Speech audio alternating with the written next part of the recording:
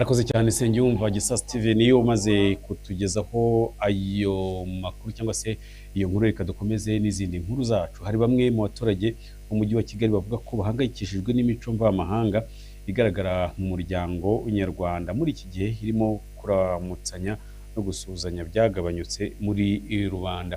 Ibi rero hari abavuga ko imico y'amahanga ikomeje gutuma umuco mwiza w'abanyarwanda ugenda ukendera. Louis Patrick Muhirwa ni mugenzi wacu udukusanirije ibindi kuri iyi nkuru, reka iyo uganira n'abaturage bo mu mujyi wa Kigali bakugaragariza ko usanga hagaragara abenshi mu rubyiruko n'abakuze badukanye imico mishya itarahozeho. Urugero batanga ni imyambarire itaboneye muri rubanda, irimo n'iyerekana ibice by'ibanga by'umuntu, kugoreka ururimi rw'ikinyarwanda igihe umuntu aruvuga n'ibindi. Aba ni bamwe muri bo baganiriye na ATV. Ukabona nk'abantu bagenda bafite imico yo kugenda bambaye ubusa mu muhanda, kandi twagombaga kwambara tukikwiza. Usanga nabyo ari ikibazo, zimwe n'imvugo zimwe zidakwiye zitaboneye, kandi tuba tugomba kugira indangagaciro na kirazira. Ukabona umuntu aravuga ikinyarwanda akivangamo n'indimi z'amahanga, kandi ikinyarwanda kigomba gusohoka ari ikinyarwanda gusa. Usanga umuntu urugero akubwira ati ngo bite se mani mu makuru si ngo umeze fresh se wapi, icyo ntabwo ari ikinyarwanda cyuzuye. Ikinyarwanda cyuzuye biteye amakuru, umeze neza, yego uraho mu rugo nta kibazo. Urabona nk'uko hano mu gihugu cy'u Rwanda usanga tugira abantu bagiraga ibihe byo kuba bakicara batarama bakaganira n'ababyeyi. Ibyo bintu kibaho, usanga benshi twibereye mu bintu bya club, utubari, ntabwo uwo mwanya ukiboneka nyine. Iyo ni imico tuba twagiye dutoragura, kandi harabagaho igihe cyo kuganira, bakuru bakaduha ibitekerezo bizima. Twakuze tubona abantu bambara bakikwiza, none urajya ahantu hose urasanga abantu bambaye ubusa. Urabona kera hari uburyo nk'umwari yambaraga akikwiza, ariko uyu munsi bitandukanye nyine n'abakobwa bubu, usanga bambaye utuntu tugufi. Imibyinire nayo nyine urumva bitewe n'aho isi igeze, harimo haragenda haduka nyine indirimbo zigenda zitari nziza, zizamo amagambo mabi, ugasanga n'imibyinire yazo itandukanye n'iyo twabonye kera. Urumva habagaho wenda indirimbo gakondo, niko nabivuga, bitandukanye rero n'indirimbo ubu zaduka ziza zirimo guharabika ibintu by'ibitutsi, ugasanga n'imibyinire yazo abari bambaye ubusa. Urumva ko bitandukanye cyane. Sinzi nimba twasubira mu bihe byahashize, wenda hakabaho umuco nyarwanda tuzi wa kera, gusa biragoye. Urumva byashoboka n'urubyiruko ruri hanze harushyushye ntabwo byapfa gukunda. Urabona nk'abahanzi bo hanze, imibyinire yabo niyo natwe urubyiruko ruri kubyiruka ubu ngubu rurimo rugenda rwigana.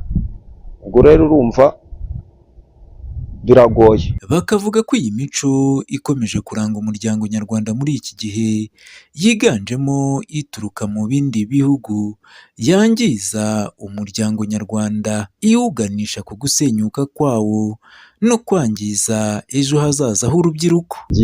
Icyo byica ni uko n'abazamuka ari batoya, ni uko nabo bazamuka aricyo kintu bari gufata batagendeye ku byacu bya gakondo bya mbere. Abazamuka bari kuvuka ubu ngubu usanga nabyo bintu bagenderaho cyane, kandi ugasanga ntabwo ari byo. Ikikwiye gukorwa ni uko nyine habaho bya bindi byo kuganiriza urubyiruko cyane, tujya no mu manama, nabyo birafasha, buriya ibintu byinshi twigiramo. Bagira nk'ahantu bakoranyiriza urubyiruko, bakazana abantu bakuru bakagenda babigisha by'umuco nyarwanda, cyane cyane ko abenshi bagiye tuwuta bamwe n'abandi muri rusange. Rimwe na rimwe hari igihe abantu bamwe bigisha abandi bakabigisha ibyiza, abandi bakabigisha ibibi. Ntekereza ko kuguma ku muco wacu ari cyo kintu cyiza kurutaho. Ni ukuvuga ngo iyo bije gutyo byica urubyiruko, ugasanga havuyemo abakobwa biyandaritse, hakavamo ubusambanyi. Nyine ni uguhozaho bakomeza batubwira iby'umuco wa kera, nyine gusa n'ubwo bigoye, rimwe na rimwe bamwe barabyumva, abandi nyine bagakomeza kugendera ku bindi babona byaduka. Nyamara nubwo bimeze uko, Perezida wa Repubulika y'u Rwanda Paul Kagame asaba Abanyarwanda muri rusange kwirinda iyi mico mvamahanga, bakagira ibikorwa biteza imbere kandi bibungabunga umuco uboneye wahoze uranga umuryango nyarwanda. By'umwihariko urubyiruko rukarushaho kugaragaza uruhare rwarwo mu kuwubungabunga. Cyane ku bakiri bato, mwebwe ubwanyu mugomba kugira umusanzu wanyu, you must make an effort. Ariko hari n'uburere muhabwa n'ababyeyi ndetse na society, umuryango mugari. Imico, imyifatire, kirazira, ibyo abantu babijyaho impaka nyinshi hirya no hino ahantu hose, ndetse bimwe ugasanga muri society imwe barigisha ibintu cyangwa barabwira abantu gukora iby'indi society itemera, akaba ubwo bivanga rero, bikaba ugasanga noneho society wari urimo yahindutse ikindi kintu, ntukimenye, ntukishobora kwimenya, kuko ibyiza byari biri muri iyo society ntabwo byatejwe imbere uko bikwiye, ahubwo abantu babishimbuje ibishya biga hirya no hino, rimwe na rimwe bitari na byiza, nuko uri aho ngaho babivanye. Hari ikiyobyabwenge cy'inzoga, hari ikiyobyabwenge kindi bijya mu mutwe gusa bikaba ibi ni ibiki, ibi bitabi n'ibi drugs.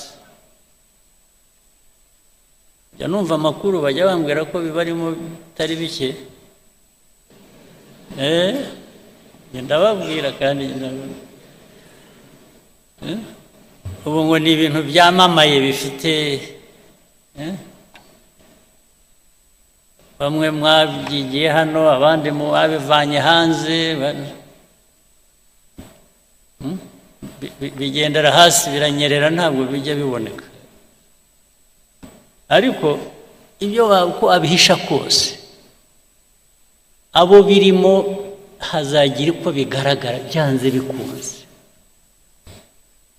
Ariko uko bigaragara kwa mbere, nimwe byangiza ubirimo mbere na mbere yuko bigeraho bikangiza na communities. Kuri ubu mu muryango nyarwanda usanga hagaragara imico mishya itarahozeho, ndetse yahozeho nko gusuhuzanya no kuramukanya, kwambara biboneye, gucumbikira abagenzi, gutura, kuvuga ikinyarwanda kiboneye, ndetse n'iyindi yahozeho ikagenda icika mu gihugu. Ni mu gihe nyamara imico mvamahanga uko bukeye n'uko bwije irushaho kuganza imbere mu gihugu. Njye ndi Louis Patrick Muhirwa, ATV mu mujyi wa Kigali.